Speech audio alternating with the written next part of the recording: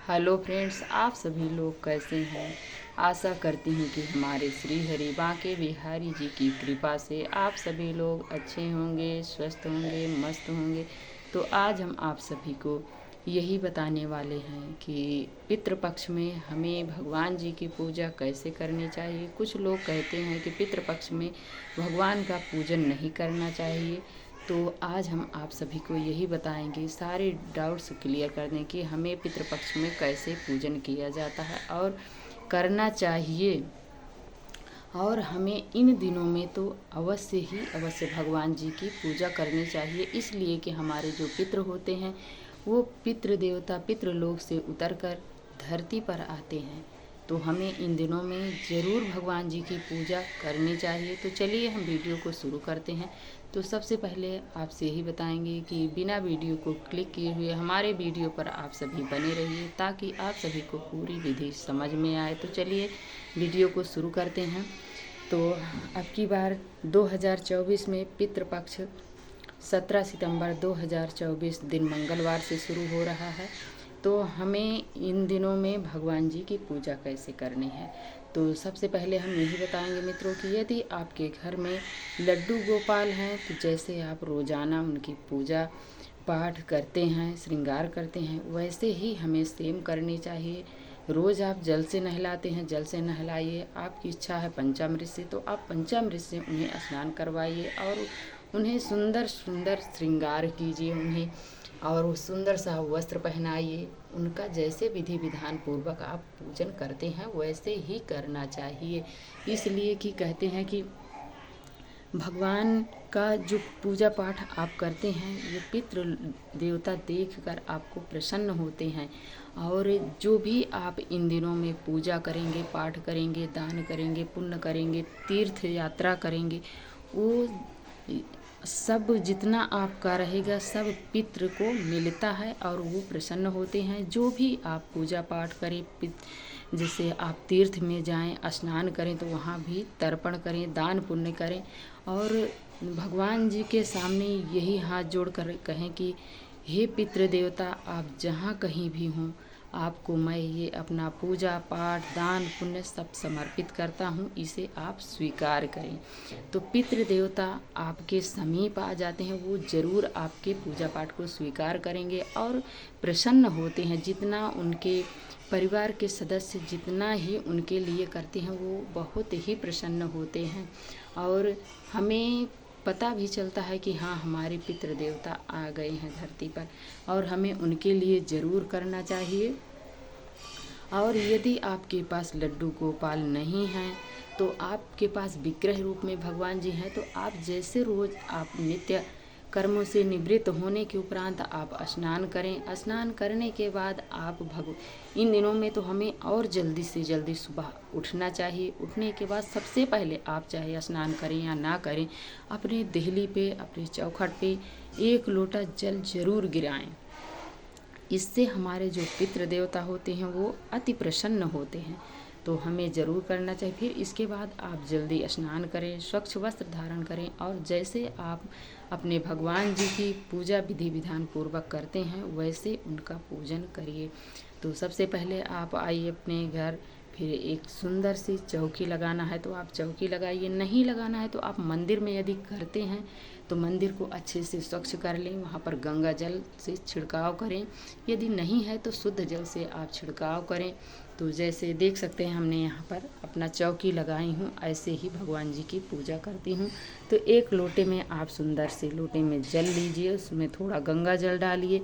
ऐसे आपको पूरे चौकी पर छींटा लगाना है मानसिक रूप से कि मैं शुद्धिकरण कर रही हूँ और भगवान जी को मानसिक रूप से मैं स्नान करवा रही हूँ। इसके बाद यदि आपके पास चुनरी है तो आप चुनरी समर्पित करें, नहीं है तो आप कलावा समर्पित करें वस्त्र स्वरूप। फिर उसके बाद हमें भगवान जी को वहाँ पर पुष्प समर्पित करें उनके चरणों में। यदि बांके बिहारी जी हैं या श्रीमन नारायण भगवान हैं तो उनके लिए हमें तुलसी दल जरूर चढ़ाना चाहिए प्रभु के चरणों में। बिना तुलसी के ना तो वो कोई भोग ग्रहण करते हैं और ना ही जल। तो हमें सब में उनके भोग प्रसाद में हमें अवश्य ये ध्यान करके हमें तुलसी दल जरूर डालना चाहिए और पुष्प समर्पित करें, अक्षत समर्पित करें। फिर इसके बाद आप उन्हें तिलक करें। तो हमारे जो श्री बांके बिहारी जी होते हैं उनके लिए हमें पीला चंदन का प्रयोग करना चाहिए। जो माता लक्ष्मी हैं उन्हें हमें लाल सिंदूर, रोली, कुमकुम से टीका करें। भगवान भोलेनाथ को हमें सफ़ेद चंदन लगाना है और माता पार्वती को हमें लाल सिंदूर,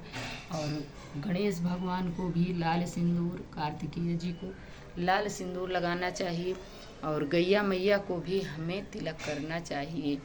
फिर इसके बाद हमें फूल सबको समर्पित करें। इसके बाद हमें धूप दीप जला लेना चाहिए। पूजा पाठ कोई भी आप पूजा पाठ करें उसमें धूप दीप तो अनिवार्य है, हमें धूप दीप जरूर जलाना चाहिए। और धूप दीप जलाने के बाद आप अच्छे से उनके लिए भोग लगाएं।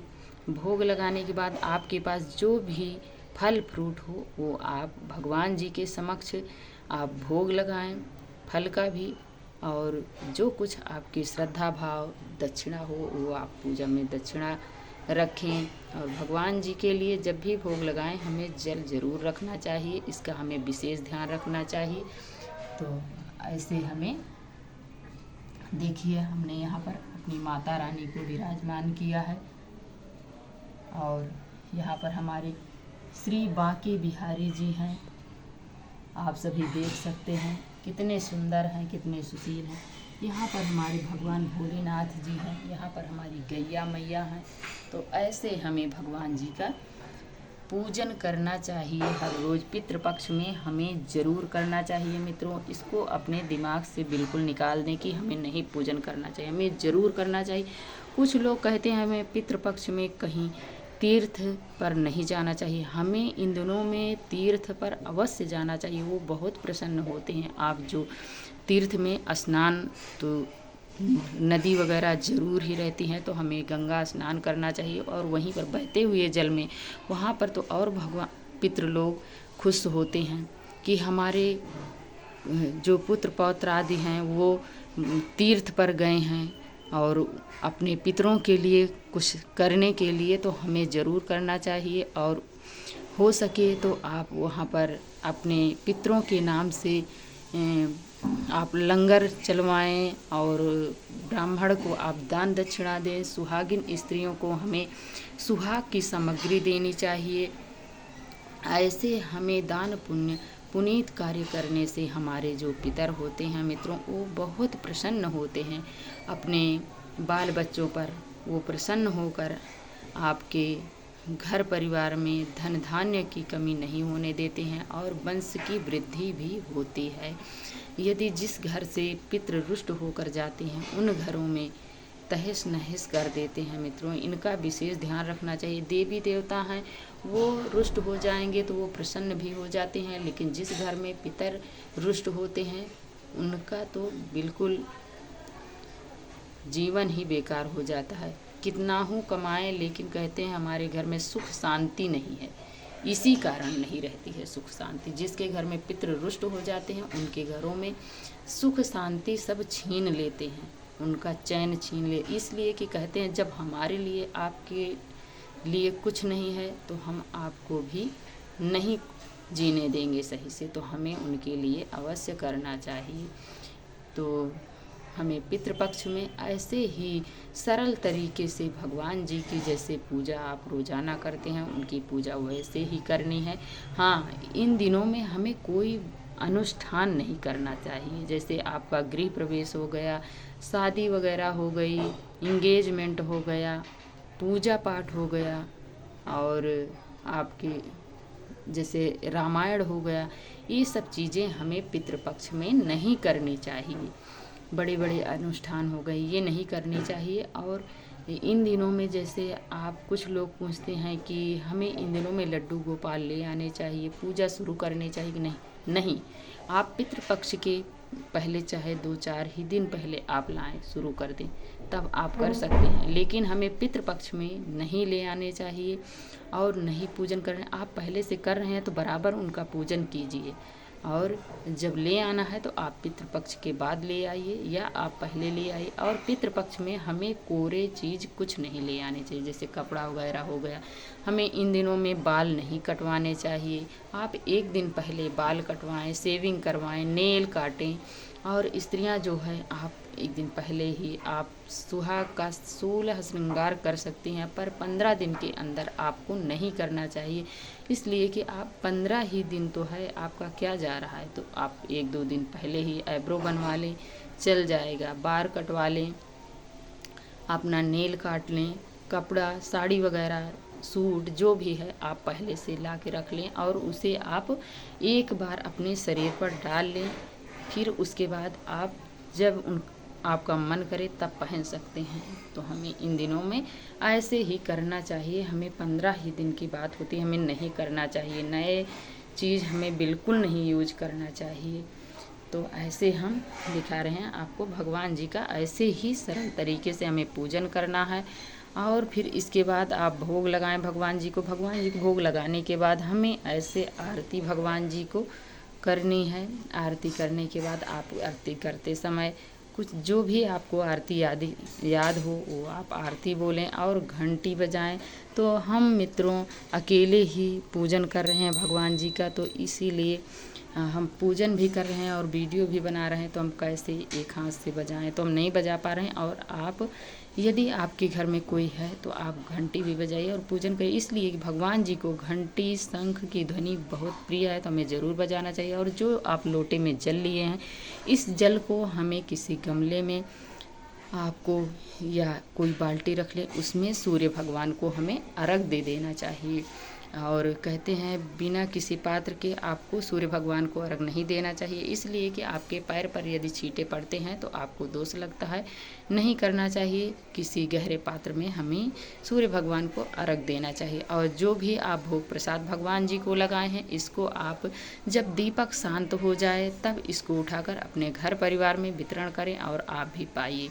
जो दक्षिणा है वो हमें अपने पंडित जी को या आप ज़रूरतमंद को आप इसे दान दे सकते हैं। कुछ फल भी आप दे सकते हैं। भोग प्रसाद जो भी चढ़ाए हैं उसमें से कुछ दान दे सकते हैं, कुछ अपना वितरण करके आप भी प्रसाद पाइए। ऐसे हमें भगवान जी की पितृपक्ष में पूजन करना चाहिए मित्रों। और इसके बाद हमें भगवान जी से पूजा पाठ करने के बाद हाथ जोड़कर यही क्षमा याचना करनी चाहिए कि हे प्रभु, जो भी मेरे पूजा पाठ में गलती हुई हो, त्रुटि हुई हो, उसके लिए आप क्षमा करें। मैं एक तुच्छ प्राणी हूँ, मैं इंसान हूँ, मुझसे गलती हो ही जाती है ना। तो प्रभु हमारे ज़रूर स्वीकार करेंगे और क्षमा करेंगे। ऐसे हमें अपने पितरों से भी हाथ जोड़कर क्षमा याचना करनी चाहिए। वो हमारे पितर हैं, वो हमारे बड़े बुजुर्ग दादा परदादा हैं, वो हमें क्षमा कर देंगे मित्रों। तो हमें ऐसे करना चाहिए। बहुत ही सरल तरीका मैंने करके दिखाई हूँ, ऐसे करना चाहिए। और वीडियो देखने के लिए मित्रों बहुत बहुत धन्यवाद आप सभी को। और यदि आज अभी तक आपने हमारे चैनल को लाइक सब्सक्राइब नहीं किया है, बेल आइकन को नहीं प्रेस किया है, तो जल्द से जल्द मित्रों लाइक कीजिए। एक लाइक से हमें बहुत प्रेरणा मिलती है, बहुत हिम्मत मिलती है मित्रों, तो हमें ज़रूर करना चाहिए। और सब्सक्राइब ज़रूर करें मित्रों, और आप बेल आइकन को प्रेस कर दें। और वीडियो देखने के लिए बहुत बहुत धन्यवाद। हार्दिक शुभकामनाएं मित्रों। राधे राधे।